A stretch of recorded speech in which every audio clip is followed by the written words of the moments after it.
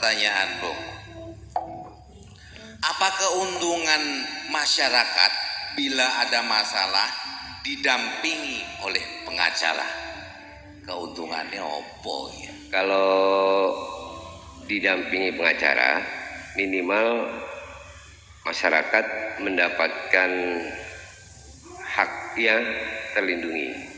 Jamin tidak akan ada ketidaksesuaian atau ketimpangan dalam proses pelaksanaan hukum itu dilakukan. Karena gini, biasanya kalau ada kasus, masyarakat didampingi pengacara itu memastikan dirinya bahwa haknya sebagai warga negara di dalam beracara atau berproses hukum, memastikan dirinya percaya diri, dan memang itu merupakan satu hal yang boleh dibilang meningkatkan kepercayaan diri masyarakat bahwa oh ya, kita ada pengacara, nggak mungkin kita bakal semena-menakan di dalam pelayanan ataupun tindakan hukumnya. Karena memang benar-benar mengikuti hukum ya. Ya, karena negara kita kan memang negara hukum yang setiap perbuatan, tindak tanduk, kata pun juga ada rambu hukumnya. Kata pun ya. ada rambu hukumnya. Gadget kita aja, jari kita ini ya, itu medsos itu udah ada pagar hukumnya melalui cyber dan yang lain, IT. Makanya memang begitu hukum itu menjadi panglima untuk penegakan keadilan di Republik ini ya, gitu ya. Oke, luar biasa sekali. Nah, ini agak saya itu sejenak berpikir untuk kalangan menengah ke bawah nih. Seberapa penting fungsi advokat untuk masyarakat di kalangan bawah? Mungkin ketakutan mau manggil advokat karena memang nggak ada dan sebagainya. Nggak punya duit ya. Iya, pikir deh tuh. Ya, itu fenomena umum yang memang gambaran nyata yang ada di masyarakat kita. Karena memang jasa untuk advokat pengacara ini boleh dibilang menjadi bahan pemikiran buat masyarakat yang memang tidak mampu, kalangan bawah, untuk mulai minta jasa dari pengacara advokat itu.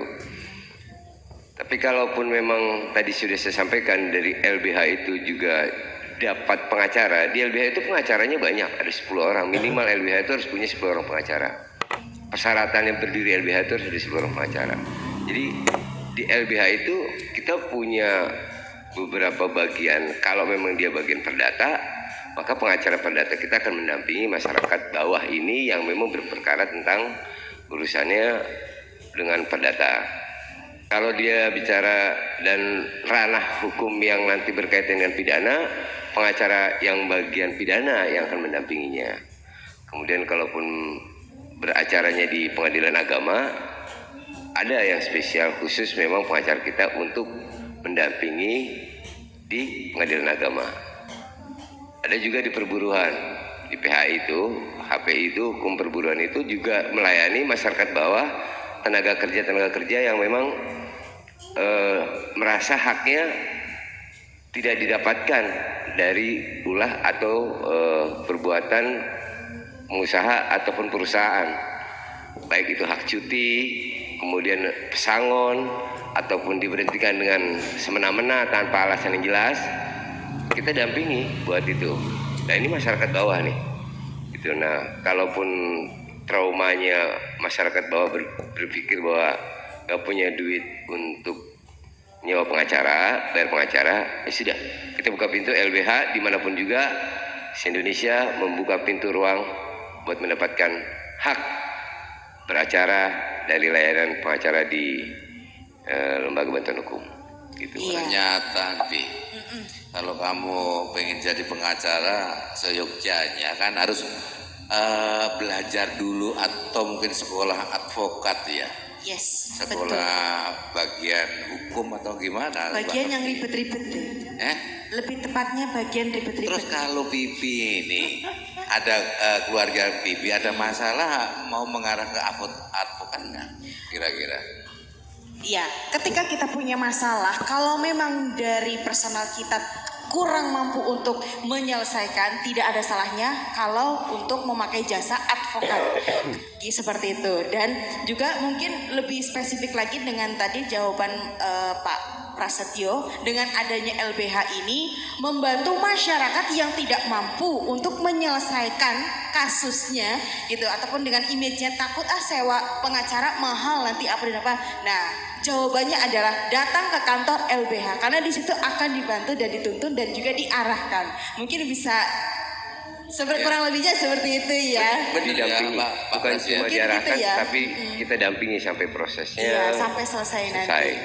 Dan itu udah menjadi bagian dari kode etik. Pertanggungjawaban juga kali kan? Pertanggungjawabannya memang ke kementerian ya. Dari hasil kasus yang kita tangani, kita buat laporan ke kementerian, kasus tersebut sudah sampai tuntas, kita tangani pendampingannya, baru nanti dari kementerian akan memberikan laporan untuk pengembalian biaya perkara. Ini kalau kalangan advokat melirik enggak sih yang kalangan bawah kayak gitu itu? Kadang-kadang teman-teman pengacara juga punya naluri juga, dan itu sudah jadi kesepakatan bahwa setiap pengacara mempunyai pagar dan rambu dalam kode etiknya memberikan pelayanan pro bono, pelayanan gratis, sekian persen dari kasus yang ditangani harus melayani masyarakat yang tidak mampu. Itu udah mutlak. Udah jadi sebuah aturan di dalam organisasi profesi, dan itu juga sudah diatur di dalam Kemenkumham juga udah ada. Oke. Ada. Kita doakan Pak Prasetyo ini amanah menjadi tugasnya sebagai advokat kan? Sebagai advokat. Silakan kalau Bibi mau bertanya. Oke. Nah, karena saya ini aktif di dunia entertainment, kan banyak sekali ya, mungkin beberapa bulan yang lalu sempat viral di beberapa media mengenai kasus hak cipta yang dipakai oleh orang lain gitu. Tanggapan dari Bapak Prasetyo dari dari sudut pandang hukumnya seperti apa menanggapi isu kasus yang beredar seperti itu?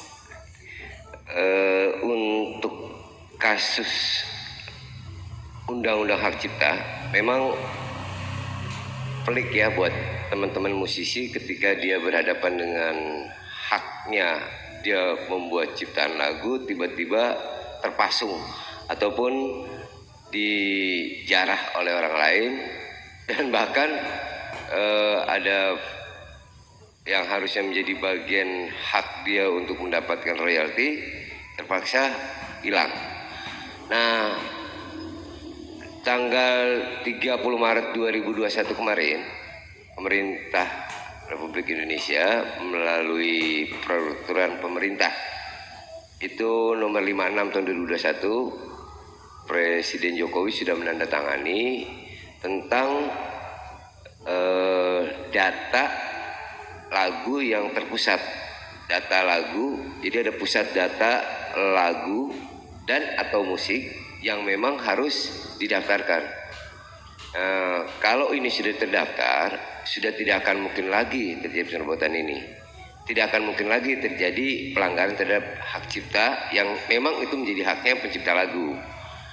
Ini jelas di peraturan pemerintah itu, di peraturan pemerintah nomor 56 2021 itu, khususnya di pasal 4 ya. Di pasal 4 itu di ayat 1-nya menjelaskan bahwa setiap pencipta lagu itu mendaftarkan langsung secara elektronik melalui satu kementerian yang menangani itu ada di Direktorat Kekayaan Intelektual. Jadi itu bagian dari Kementerian Hukum dan HAM yang akan melegitimit bahwa itu tidak bisa diapa-apain.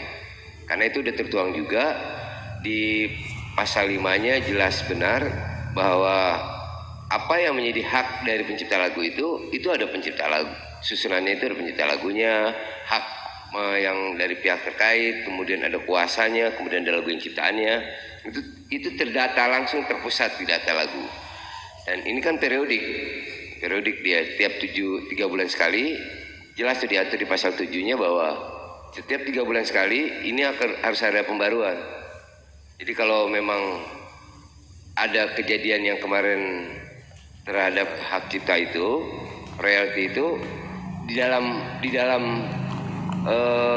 peraturan pemerintah nomor 56 itu dijelaskan bahwa tentang royalti itu bisa diakses melalui LMKN, Lembaga Manajemen Kolektif Nasional, yang memang dia sudah menghimpun bahwa royalti ini miliknya pencipta lagu, dan itu nggak bisa gugat ya, karena sudah Iya, itu nggak bisa diselewengkan, itu tertuang jelas itu. Jadi ya dalam peraturan pemerintah mengantisipasi kejadian yang Mbak Vivi tadi sampaikan itu akhirnya menimbulkan sebuah kalau boleh dibilang terpasungnya hak dari pencipta lagu.